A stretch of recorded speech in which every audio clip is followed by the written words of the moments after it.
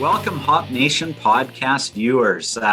Very excited to have my new friend, Ed Soo Hoo, with me today. Good afternoon, Ed. Hey, Corey. So for those that don't know Ed, I'm going to read his bio right now and apologize if I'm not looking directly into the camera. I'm looking at my screen here. So Ed Soo Hoo is an asymmetrical thinker capable of crossing the intellectual and practical boundaries of enterprise and technology.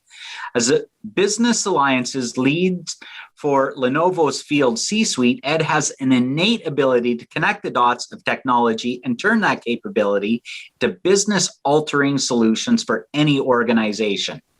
His Tetris-like talent for enabling, leveraging, and enhancing existing operational models and ecosystems is truly transformative.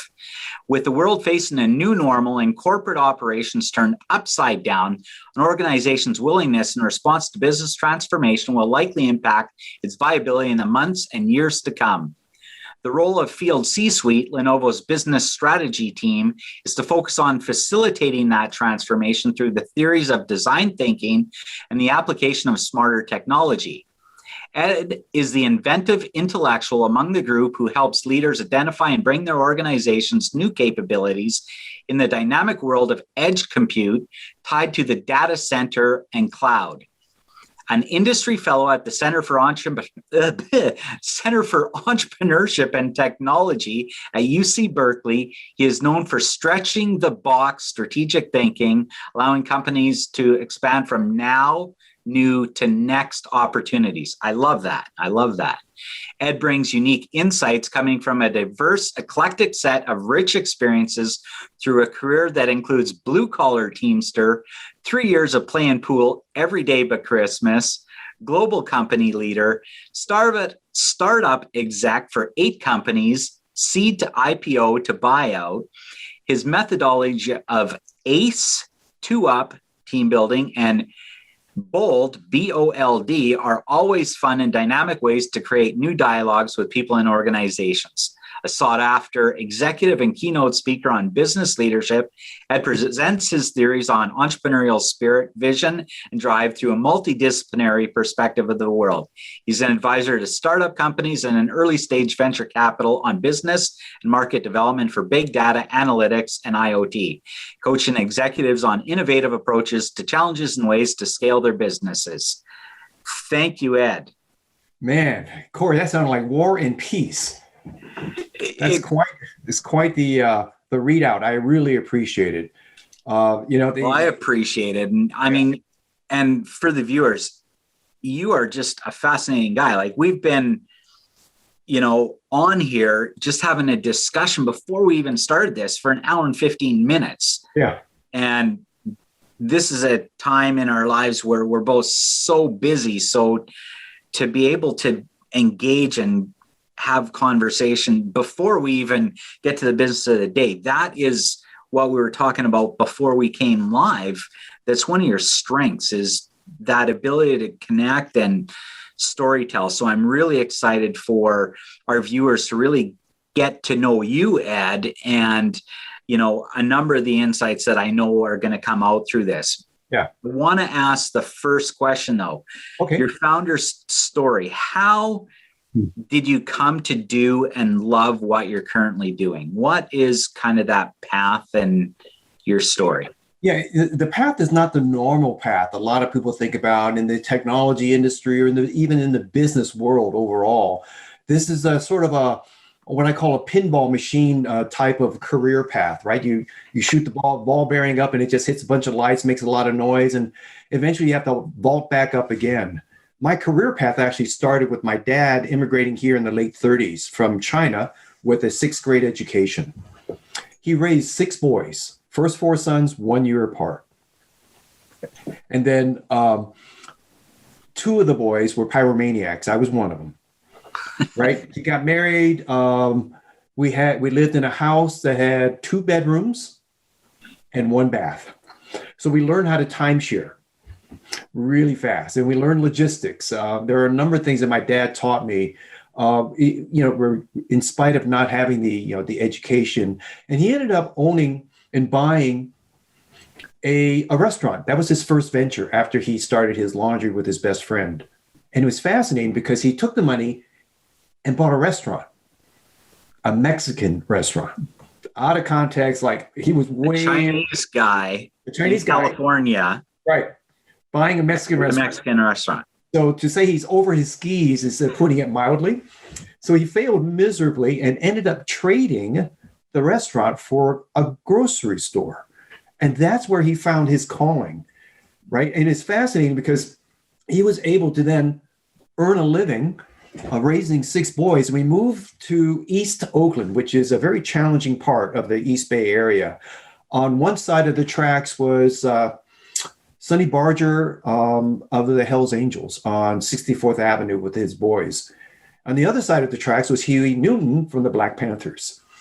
My dad was able to navigate both of those challenging types of personas and demographics, for lack of a better word, right? Yeah. And they always came to Pete's. Pete's Market was my dad's corner grocery store. And everybody came there because they knew that it was the neutral ground.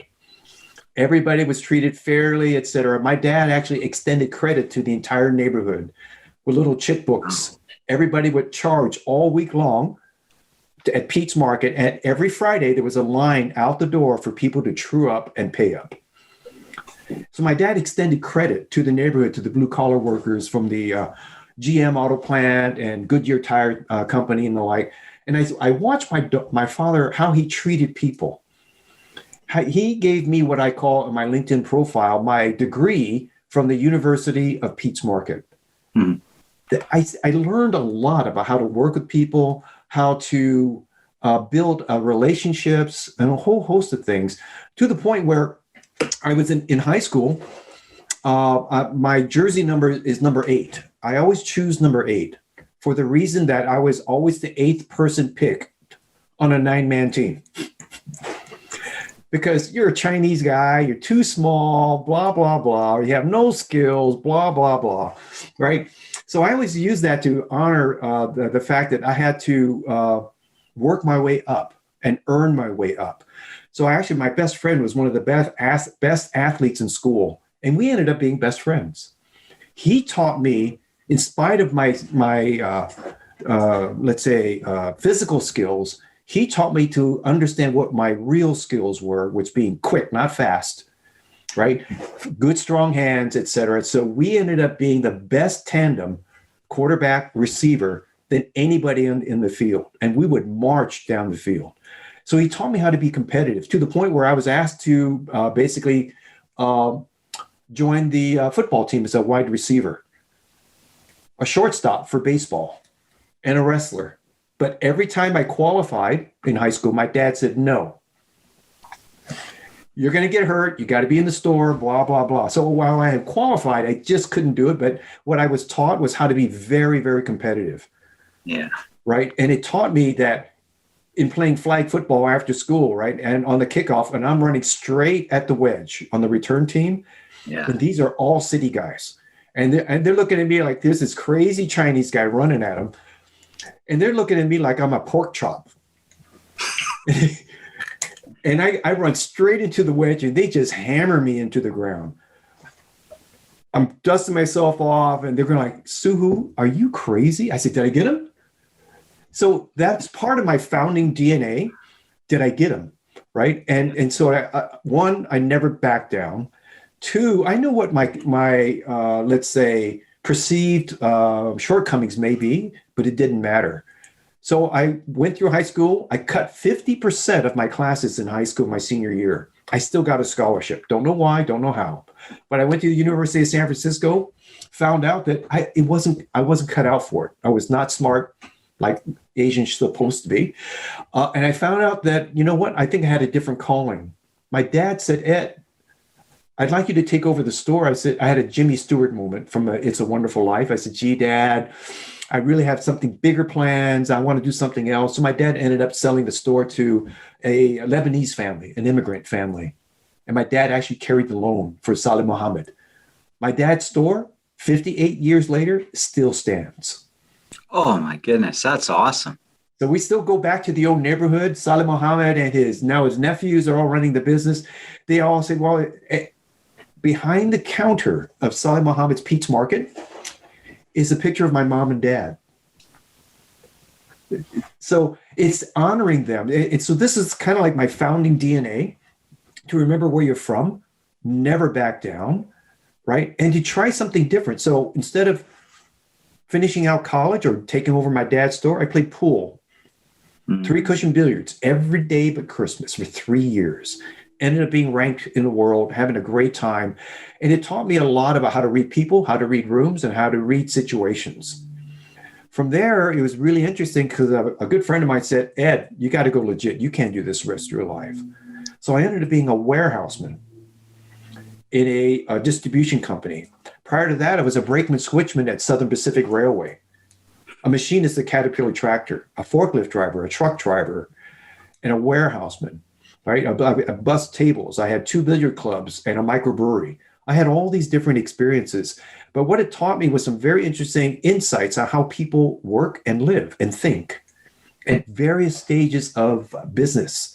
And that insight gave me the ability to have some very interesting conversations with customers. So I ended up working as a warehouseman, earned my way up into a manager trainee position.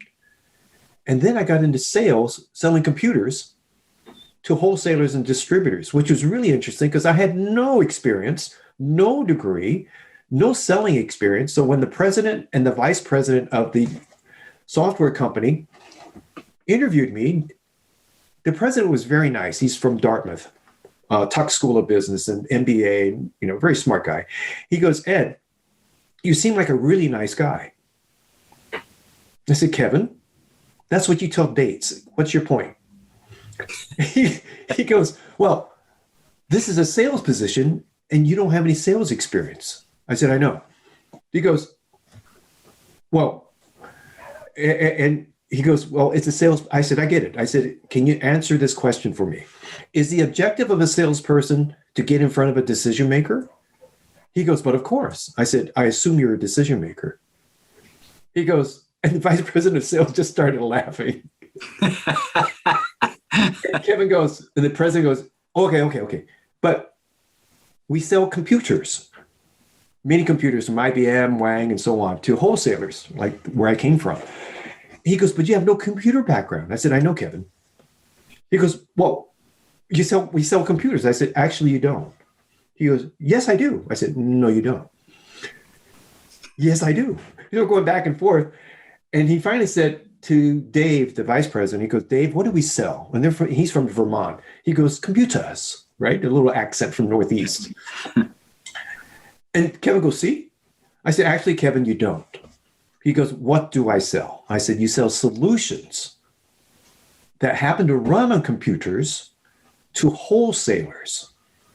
I said, so who would you rather have talking to a wholesaler prospect customer?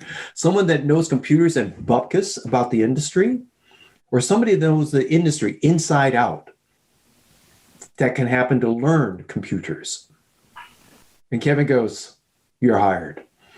I ended up being the top sales guy, basically covering west of the Mississippi and Canada for 5 years, selling, installing, training, and troubleshooting. I learned everything there was about all the things that a business requires. From there, I went to Wang Labs. Wang Labs was a multi-billion-dollar a year company, my first big company. My first year, I was runt of the litter hired. Last sales guy hired, selling to the federal government. Oh my God. I had bupkis, goose eggs for a year. But what I did during that year, whatever person on my team needed help, I jumped in. I devoured all of the tech manuals. I could out-tech my support. And to the point where I got called in by the head of global sales on our sales kickoff in Washington, D.C., 7:30 in the morning.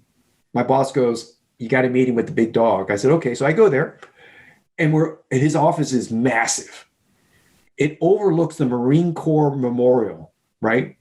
I mean, very, very intimidating. So I get in there, I'm sitting across, and he puts his feet on the desk so I can see the bottom of his shoes. This guy didn't care. And he goes, I suppose you know why you're here. I said, yeah, you want to fire me. And he goes, and why would I want to fire you? I said, because I got goose eggs. He goes, right. He takes his feet off the desk, reaches into the drawer, pulls out about 20 sheets of paper. And back in the day, typewritten notes. He goes, see this? I go, yeah. These are memos from people that I have the highest respect for in the company. And every one of them tell me that you're a winner. How did you do that? I go, I didn't. He goes, you didn't orchestrate them to write the memos. I said, no, sir. He goes, all right, you got 6 more months. Make it happen, right? I walk out. I call my manager. And he goes, what happened? I told him. He goes, I said, Bob, well, how did that happen? He goes, I campaigned for you. This is another part of my founding DNA. It's to find people who believe in you. Yeah. Because he went to bat for me and campaigned all 20 and said, could you write a memo about your experience with Ed? And it was fascinating. Fast forward, I ended up being the worldwide sales leader for Wang Labs. And it taught me a number of things. One, my dad taught me how to treat people. My manager at Wang Labs taught me how to support the team member no matter what and to believe in them. And then I moved there to Oracle, to HP, to Unisys, to Novell. And in between that, 8 startups from founding to IPO to buyout and absolute disasters. And every part of those experiences, Corey, gave me more DNA, more capabilities and skills. And I was always carrying a bag. I was always in sales until I got into a strategy role at this one company. And the guy goes, our interview kept being interrupted every 5 minutes. And he goes, I'm really sorry. I said, you don't have to apologize. You're a busy guy. He's ex-IBM. And it's like 4:00. And I said, look, what's your favorite restaurant? He goes, what? I said, what is your favorite restaurant? He goes, Banderas in Los Altos. I said, dinner tonight on me, 6:00. Let's finish the interview there. So we go out, we chat for 3 hours. And at the end, he goes, you don't have any experience in strategy, do you? I said, no, I don't. He goes, I like you. So connecting is another part of the DNA, and finding a way to have a conversation uninterrupted in an environment that's friendly and comfortable for the person across the table is absolutely critical.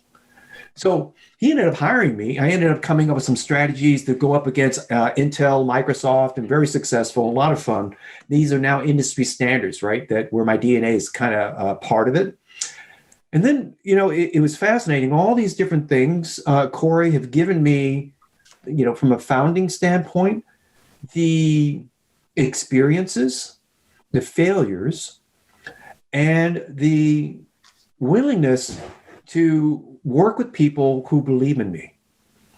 And it gave me some very interesting scenarios where, one, I was managed well and not so well. You got to have both. The other I found was really interesting is that I found that power was not meant to be kept. It was meant to be given away. And I found that when people share that power, that the returns on it is 10x. And I learned a lot from that. So that's sort of the founding story to a degree, where I went from no collar, blue collar, white collar, and really didn't allow the fact that I didn't have a college degree, that I was short on stature and ability. It didn't matter, because people saw the heart. And that's what I find to be my magic right now. I love it. And there's so many nuggets in terms of what, and I like that term DNA, like it's now part of your DNA, because as we evolve and learn through our experience of just life, the good, the bad, and the ugly, to use the Clint Eastwood title.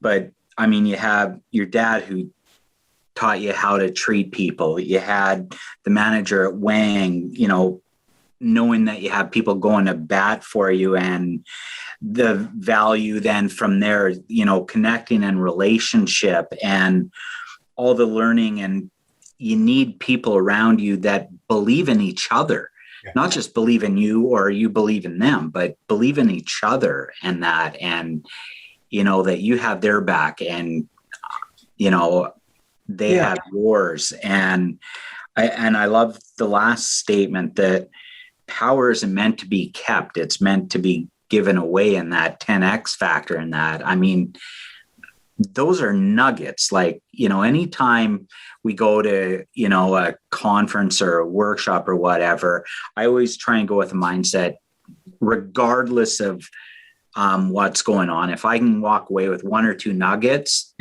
that's enough. I mean, right there, there was 5, and I thought, I'm just going to start writing down just some of the nuggets, because, you know, there was a lot that was coming out in nuggets just in the last little bit as you brought it forward. And we talked about kind of part of your process and how you do what you do. And I got to actually see that after our discussion in real time, and I really appreciate it. One of the things you talked about was you've always been kind of quota carrying and in sales. I want to ask the question, isn't every person in sales? I mean, from the time we can talk, from the time we can communicate, even before talking, we're really in sales. I don't know anyone in the world that isn't in sales. Yeah, they know it. They may not know it, but they are. They're representing a number of things. One, they're representing themselves. And I always make sure that, one, you understand what your purpose is, because when you understand your purpose, you jump out of bed, hair on fire, and you map that to the mission. And then there's some very interesting things that happen, because when people feel that they're being sold, and this is the misnomer around sales, some people say, oh, you're in sales. Oh, and they equate that to some of their experiences they've had with people who didn't have the kind of approach that's required in regards to building a relationship. And I said, I understand how you feel that way. I said, but as a salesperson, I empower people to make great choices. My job is to help them see the things that they need for themselves in order to be successful. And my job is to shepherd that for them as a salesperson, to help them navigate some of the challenges that they're facing, to showcase some elements that they did not think about. And then eventually, like I did with the CIO up in Seattle, first time meeting him, he looked at my business card and he goes, Ed, your card, it doesn't say sales. Well, I don't sell. You don't? I said, no. My sales team's in the room, right? He goes, well, what do you do? I said, I help you buy. He goes, what's the difference between sell and buy? I said, between 18 and 25%. I love it. He started laughing. He goes, I get it. I said, look, I looked at your 10K. You have 45% margin in a highly competitive, commoditized, low ASP, low margin business.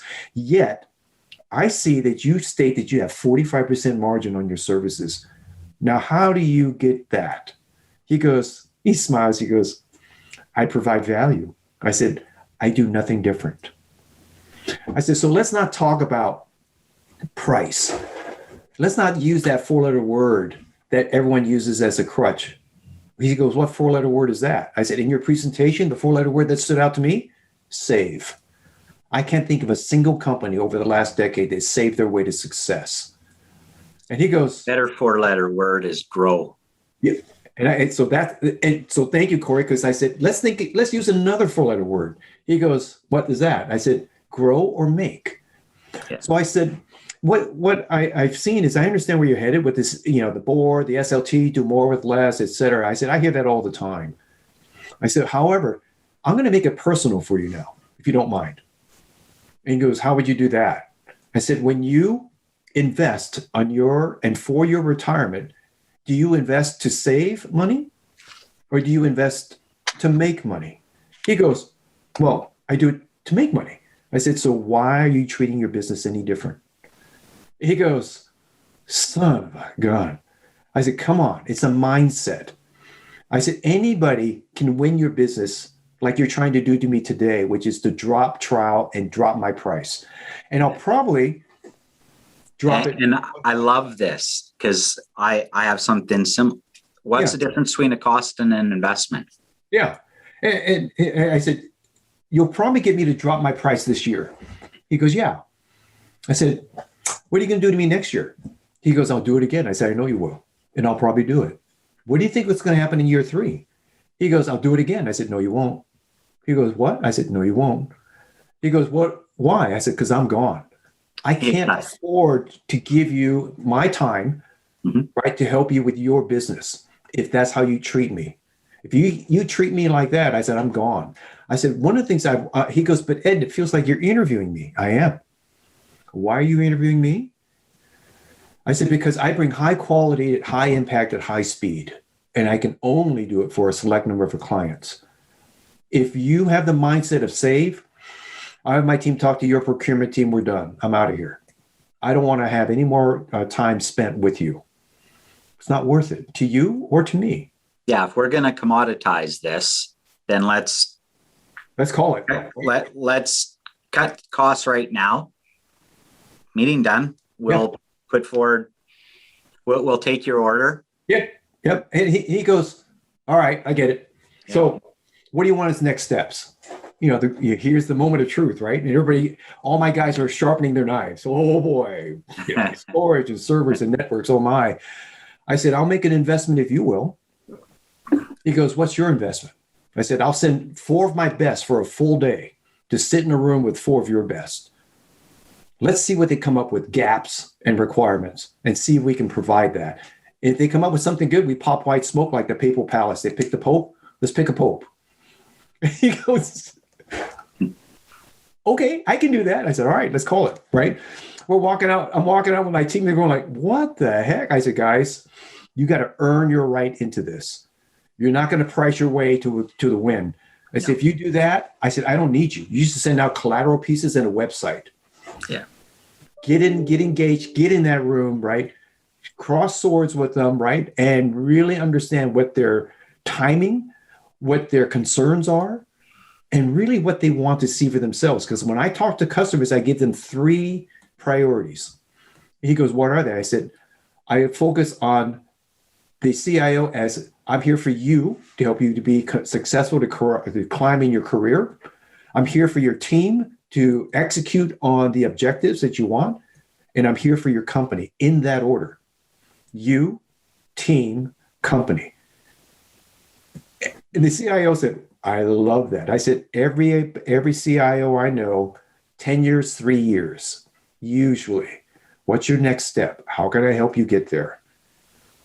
Right? And it's fascinating because every year, Corey, one of the things I do, I send out during the holidays, the day after the U.S. Thanksgiving holiday, I send out 3,000 personal emails on average. And I end just before Christmas Eve. And I make sure I touch bases with everybody that I had a relationship with. And all I say is, I hope you're well. Hope, things are great here, etc. The last time we chatted, and I make it personal because over the next 6 months, I'm just responding to all the email and replies and opportunities. And it keeps the network fresh. And every email I always close with, how can I help you? Is there anything I can do for you? I don't ask for anything. And that makes a world of difference. There's no pressure on the other side.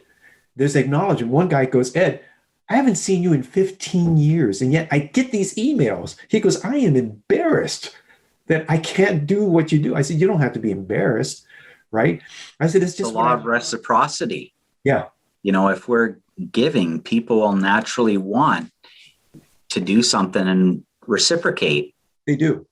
And there's no ulterior motive. No. Just part of my founding, sort of DNA, how my dad helped me, how my manager helped me. All these things were little. But we can't help it even. Yeah. It's a gas. Yeah. I get it. And I think nowadays, more than any time in history, people's bullshit sniffers are pretty good. And they can smell commission breath or BS like no other time in history, and add the internet and social media, like you're going to get exposed. If there's any disconnect or you're out of integrity, it will come to light. It's only a matter of timing then. The landscape has changed from an acceleration standpoint and intensity from that speed. And I was chatting with one CIO, and he wanted to buy my natural language software package. This was years ago. And I said, "What are you going to do with it, Bill?" The CIO. And he goes, "Well, I haven't figured it out yet, but I really like your technology." I said, "Well, I'll be honest with you. I'd rather not sell it to you right now." He goes, "What?" I go, "You haven't aligned it with a business outcome or a project where you can measure it and make it actionable." And I said, "I don't want you to buy this and put it on the shelf just because you like it." He goes, "This says you're in sales." I said, "Yes, I am, but I want you to be happy." I said, "Tell you what, why don't you think about it for a couple of weeks and call me?" Sure enough, he called me. He goes, "Ed, I thought about it long and hard. I have a project." I said, "Great." He goes, "But it's run by, a systems integrator." And I said, "Okay." He goes, "Would you be open to chatting with the systems integrator?" I said, "Absolutely." So I go up there, introduce myself. I'm a small startup, natural language, and Bill, the CIO of the container ship company, wants to use my technology. They said, "Well, we're leading it." I said, "I understand." And they said, "Well, have you ever worked with systems integrators before being a startup?" I said, "No, first time." He goes, "Do you have any contracts that we can kind of look at?" I said, "Actually, I have the contract with me here right now." He goes, "You do?" I said, "Yeah." He goes, "Where?" I stood up. I said, I extended my hand. I said, "This is my contract. Shake hands on it. Let me tell you what I'm going to do for you and for Bill." And he goes, "Son of a gun." We ended up not just selling the software for $50,000 back in the day. We ended up selling $500,000 in consulting. Right? This is why sometimes it's better not to sell, but to let them buy. And when they buy, oh my gosh, right? They are all in. And this is where people forget, right? I can sell you anything. Anybody can sell you anything. That's not the hard part. The hard part is, are they going to use it? Are they going to climb to the highest mountains and scream out, "I love this"? Well, my goal, and I remember learning this very early on, is not to get them as a customer, but to help them become an advocate and a champion. That's right. And if you enter with that mindset, and, I'll be the first to admit, and you probably done this, maybe you've never done this, but I know I have, where I'll forget that. Yeah. And the outcomes in that are different. And I pay the price when I forget that that's kind of the mindset and how I operate, or I rush the process. And in complex sales and in today's day and age, I think that's what will separate the pros from the amateurs and the mediocres. It's the easy to find the seller with the product catalog, right? When I first tried to penetrate the Federal Deposit Insurance Corporation, right? They basically told me, "Go away, we buy everything from headquarters." So I was kind of, tail tucked between my legs, walking out of the 20 floor building of the FTIC in San Francisco.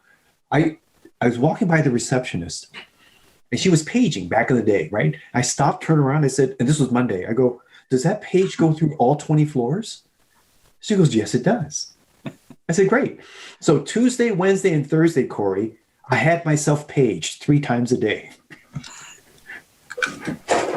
10 to 9, 10 to 12, and 10 to 5 when I know they're at their desks. Yeah. On Friday, I go back, I go to the receptionist, I say, "Hi, my name's Ed Soo Hoo." She goes, "You've been paged the last few days." I said, "Yeah, actually, I was here Monday talking to the chief commercial officer, but I really wanted to talk to Herb, your director of IT. Luck, as it turns out." She goes, "There's Herb. He's right down the hall." I said, "Can you ask him to come over? I'd love to say hi." She goes, "But of course." So she introduced me to Herb, and Herb goes, "You've been paged the last few days."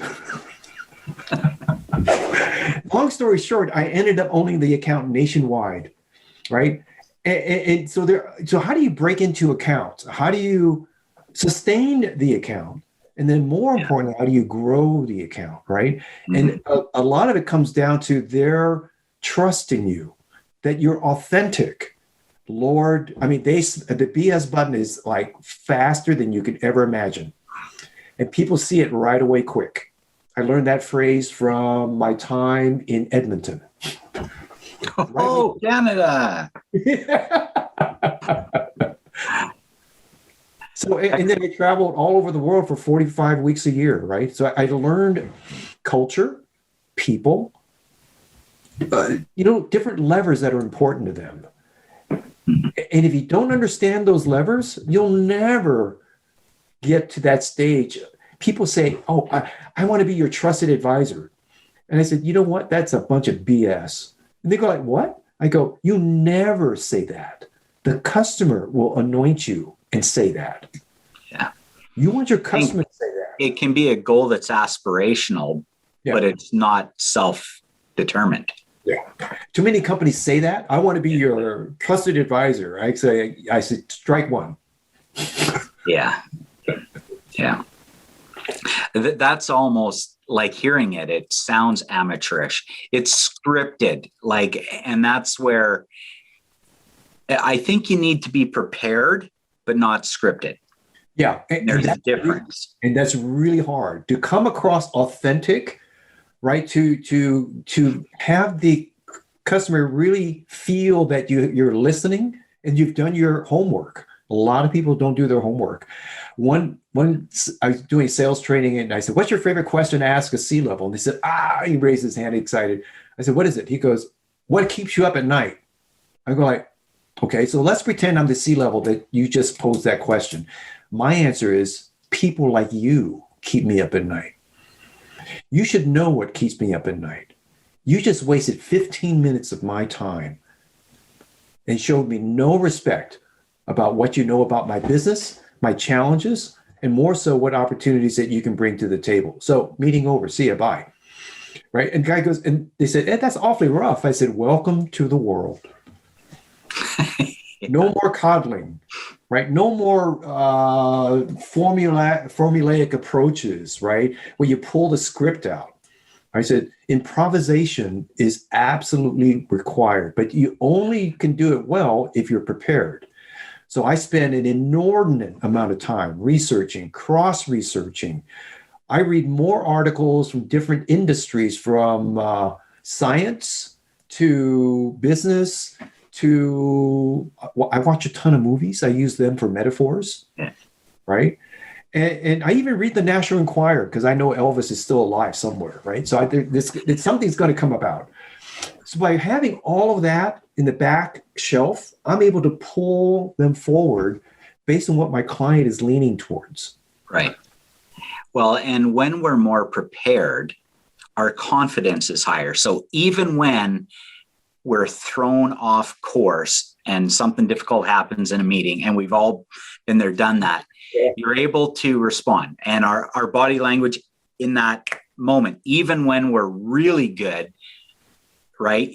And it can be a split second, people will pick it up, whether it's consciously or subconsciously. Yep. But how you're able to handle it because of the preparation is really, that to me is the most telling. And I'll purposely, as a buyer sometimes, I'll do that to people, is I'll create something that's just a complete pattern interrupt that and it'll be something absolutely crazy that has nothing to do with the agenda. And I'll be like, "So Ed, I know you're here to sell me this solution, but I need to know from you, what animal would you describe you and your personality and why?" When you trip them up like that, people, they're off rhythm, right? And they're not really. They say, "Wait a minute, I thought we were doing the rumba." No.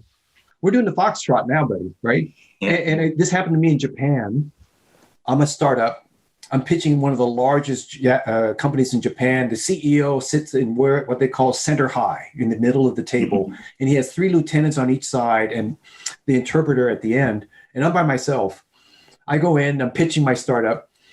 I'm doing it 3 sentences at a time. Oh, it's just arduous. And then I finish. The CEO leans forward, folds his hands, and speaks in Japanese. The interpreter says, Kasuga-san is very pleased with your presentation. He would love to have next steps. And as part of that, he wants to meet tomorrow to talk about how we can work together. And as part of that, he wants exclusivity to your technology. In my back of my mind, I said, I can't. I said, if I say yes, I say no, I'm trapped either way. I'm not the power guy. But I don't have the authority to say yes or no. So I thought about it. I said, Kasuga-san, I'm very pleased to hear about the opportunity to talk again tomorrow about working together. As for exclusivity, please allow me to tell you a story.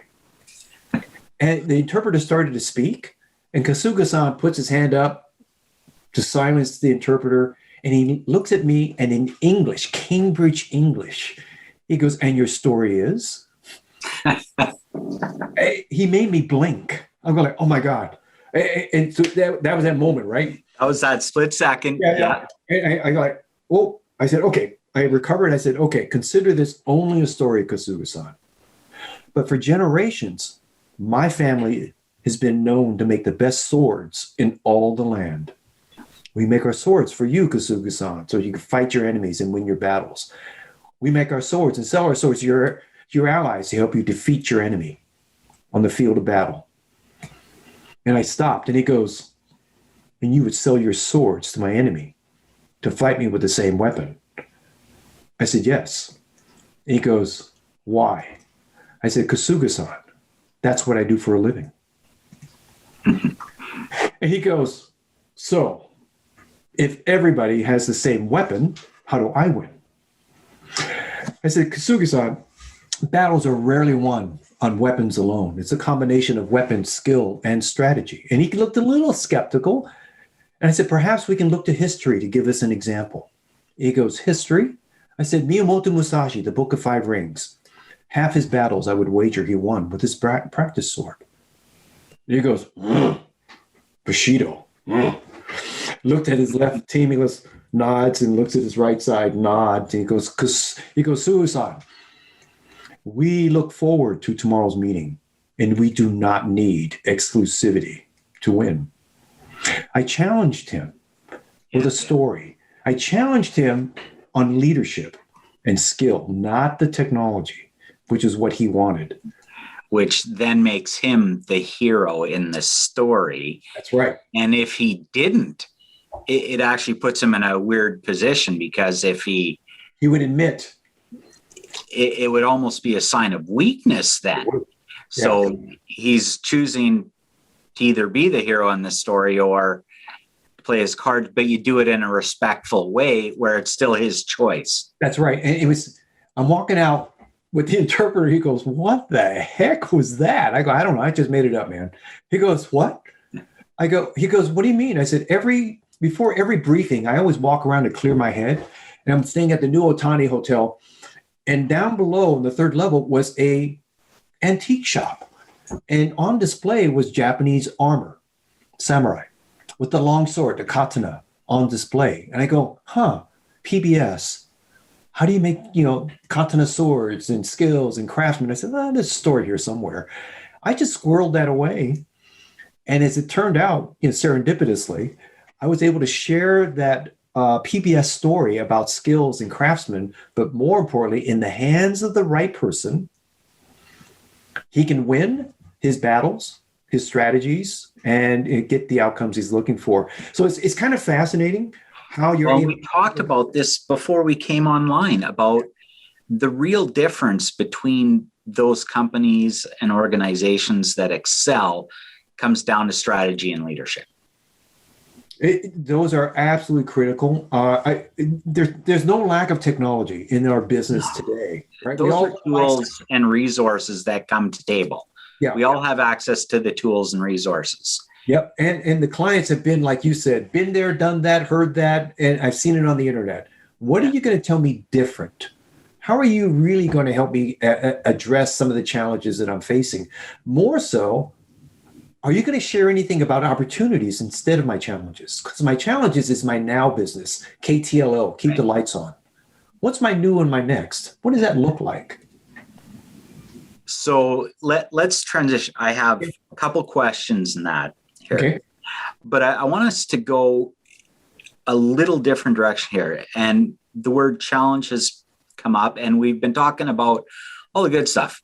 Tell me about what are some challenges and obstacles you've had that have had a profound impact on your path, and what that's meant to you. Yeah, the biggest challenge in the professional world for me, I already told you my challenge when I was a youngster, right? Being the pick number 8. But in the professional side was always the kind of like the insecurity of not having a college degree. And I was always told by one company after another, one application. I mean, it was just like, I have a file cabinet full of thank you, but no thank you. Right. And I've always been fighting that sort of like weakness or the perception. And it sort of got into my psyche to the point where I didn't think I was good enough. When I found that it was not just relying on that to be my, let's say, toe in the door or, key to success, I found that it actually elevated my ability to find my areas of strength, not my weakness. People will always find that weakness on you, and they will exploit it. The thing is to deflect it as fast as possible. And I found that by deflecting it, it helped me understand where my real strengths were. And it was around relationships. It was around the ability to connect quickly, right?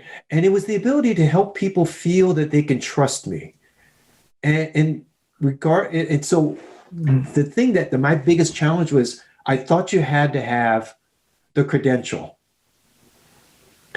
And that's what held me back for very much a big part of my early part of my career. I was insecure. I didn't think I was good enough. And it actually slowed me down because I used that to calibrate where I should be, who I should be. And I found out after, a couple of really great managers, they just said, don't dwell on that. Now, they said, look at how you change the dynamics when you walk in a room. And there's no degree in the world that will teach people how to do that.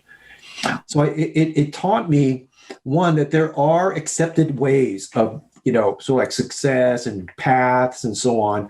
But also there are the unusual ways. And so when I build teams, I look for the unusual, right? I hire people that I want to work for when they join my team. They said, why do you do that? I said, because I'm not going to be here in 2 years.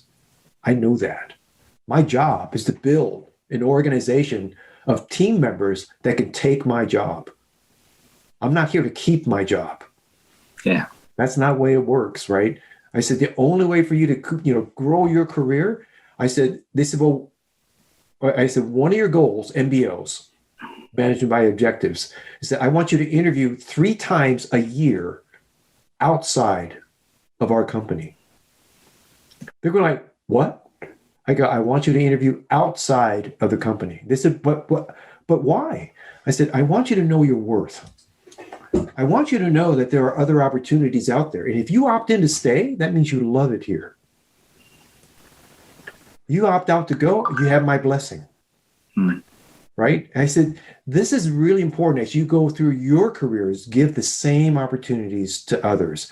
So what I found more than anything, Corey, is that my perceived weakness and what I thought was a failure actually ended up helping me become who I am today, which is to focus in on things that I know I'm much, much better at without apologizing. As a matter of fact, I'm proud of not having it, right? Because they said, well, you've done so much to overcome. I said, overcome what? Come on, right? I said, this life that I live, I've never had more fun than ever. Having these kinds of approaches with people. I love working with people. Sales is about loving it. right? People see it. When you walk in the room, you light up the room. You're also able to scan it properly. You're also able to have respect. All those things are happening all in real time. And this is the hard part, is to be able to look and understand and then iterate on the fly. The Air Force fighter pilot methodology is called OODA: observe, orient, decide, and act. These are called OODA loops. Every time you finish the loop, you start again. And the faster you can do the loop, right, the more effective you're going to be. The more you force people to respond and react to you. And that becomes a lot of fun. Absolutely. Well, I love it. And I know, as a guy who had that similar challenge, and, and it was probably because of my behavior in school, probably not thought of as intelligent. So overcompensating because of the insecurities around that. Yep. And now, and this is going to be interesting, because if anyone from, my PhD studies is listening there, I could be putting a nail in my coffin here, but, the more I go and the more I learn, the more I find there's a hell of a lot to learn. And there's a lot of great things that come from using evidence and research to inform practice. Yeah. However, we get to meet a lot of interesting characters and a lot of highly educated people in what we do. And I think there's a lot of educated idiots out there too. Without the benefit of life's experiences, the willingness to fail and to take risk, there is always the comfort of knowledge, the container of comfort. Yeah. But that's not what life is, right? Well, and, my ask would be for wisdom and not knowledge. Yeah. And wisdom can come from many different influences. And I think, as a man, I think, in my late teens and 20s, it was about being a king. Mm-hmm. And then, you go into your 30s, you mature a bit. It's about building kings and queens. Mm-hmm. And then as you get, 40s and above, it's building a better kingdom and a better future for generations to come, and having that legacy type impact. And there's a humility that comes the more I think we learn, and the wiser and more experienced we become, because life will kick us in the face. I mean, the old Charles Atlas cartoon that was in every magazine, like getting sand kicked, that's going to happen. And it's what we do when life happens. So I love how you're able to share, the challenges and how that's, led you on the path. I want to ask a question I ask all my guests. Yeah. Imagine your 100th birthday celebration. Who do you want there, and what do you want them saying about you? My dad lived to be 100. So I would love, obviously, friends and family, but also extended, relationships kind of come in and celebrate. And the celebration is not so much, what they did or who they are, but lessons learned, stories shared, right? And people that they touch because of, some of the things I helped them kind of discover within themselves. A life that is filled with purpose, that has a real mission to it, right? And they have this spring in their step, right? When they walk them, they just can't wait to talk about how they were sort of like influenced in some way, shape, or form, right? There's a twinkle in their eyes. There's a warmth that comes through and touches the entire room. It's that kind of thing that I would love to see people come up and say, I remember when I had a conversation with Ed and we talked about this and it helped me see this differently, or I share that now with all of my, my contacts. I want to see it, like you said, I wanted to emanate. I wanted to grow. I want for people to find themselves within the stories that I share something that really connects with them. So the 100th birthday, sort of celebration is one of seeing what and how people are influenced and how they live their lives today. And more importantly, how they affect others going forward. Yeah. And I love that, because you talk about the concept of ROI, and a previous guest from Santa Barbara, Shannon Graham, who was on the podcast, brought that out and said, we know the traditional definition of ROI and return on investment, but he talks about ripple of impact. Yeah. And I think the 100th birthday celebration really speaks to the ripple of impact we have, because we all have an impact in this world. The world is forever changed the minute we enter it. And we have an impact, and through different choices and, courses and course corrects we do determine that ripple of impact. And then to hear some of that while we're still alive is awesome. It helps us, when we come to those future forks in the road, but it also is lessons learned for those in behind us that are following and potentially looking up. I mean, you have a family and children. I have family and children, and I don't think that's ever lost on a parent. No, it when it's close to family and the like, when it's close to friends, but when you have associates, right, and you have peers, there's a responsibility. I take it very seriously, right? Yeah.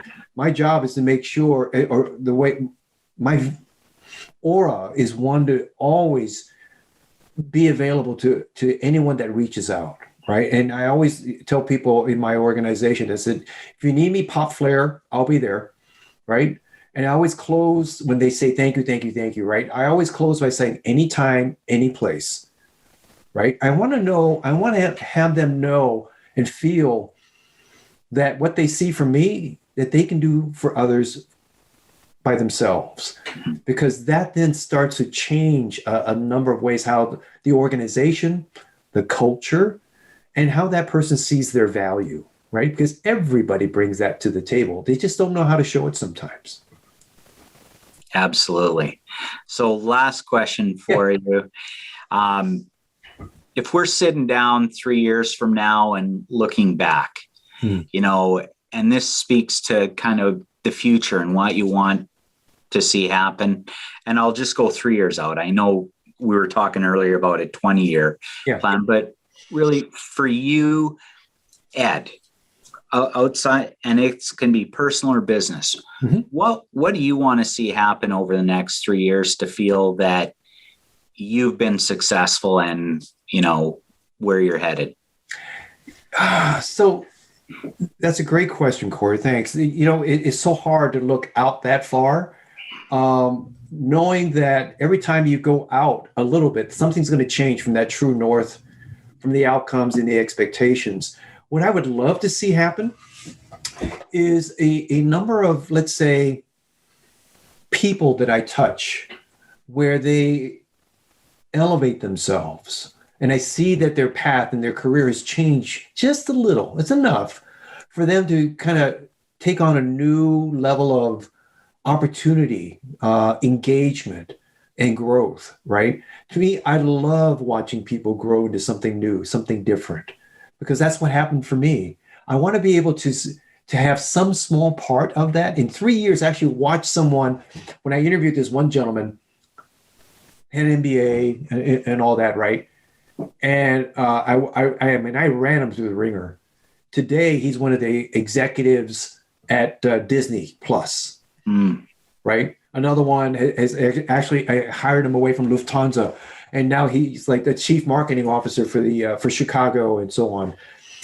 I love watching in 3 years where people go and grow themselves, and to be sort of like in awe of how they've taken small little tidbits of little nuggets that I may share with them, make it as if it were their own, which I want them to, and grow exponentially from it, and then share it with someone else. I want to see the next generation of that nugget somewhere else. And to me, That's the most satisfying thing I could ever ask for from a professional standpoint. I love it. I love it. Well, Ed, I want to thank you for your time today. I've really appreciated your friendship, and you're a remarkable man. And I know how many lives you've touched and how many are still to be touched through what you're doing. Looking forward to future collaborations. And when the borders open up and we can get back to traveling and normal, I'd love to come down and see you, go for a ride in your car and go to Pete's Market with you. Love to do that. You'd be happy to pick you up at the airport anytime, any place. Sounds good. Well, thank you, Ed, and thank you, Hop Nation, for tuning in this week. We'll see you next week with our next episode.